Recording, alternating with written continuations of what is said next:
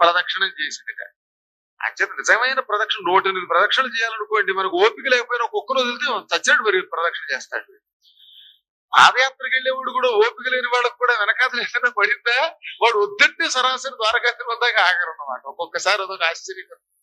చూడండి, అనుకోకుండా నోట కరుచుకున్న కుక్క వెంట ఈ తక్కిన కుక్కలు పట్టడం వల్ల అలా ఆలయం చుట్టూ ప్రదక్షిణ చేస్తూ ఉండగా తేనైవ తుష్టిమాపన్న క్రమేది ప్రాణం పోయింది, చచ్చిపోయింది. ఆ జన్మలో అలా అనుకోకుండా కుక్క నోట్లో ఉండి ప్రదక్షిణం చేస్తూ స్వామికేసి ఓ చూపు చూసి డామ్ అన్నాడు. దీనికే సంతోషించేసట భగవంతుడు.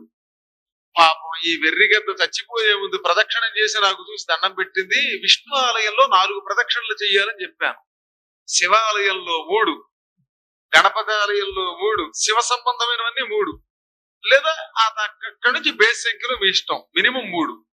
విష్ణు ఆలయంలో అధమ పక్షం 4. పాదయాత్ర మీద ఓపిక లేకుండా వెళ్ళిన తర్వాత అమ్ము అనుకున్నప్పుడు ఒకటి చేస్తే చాలు, అప్పుడు ఓపిక ఉండేది వేరే విషయం. కానీ మామూలుగా ఆరోగ్యంగా ఉన్న వాళ్ళకి 4 ప్రదక్షిణలు చెప్పారు.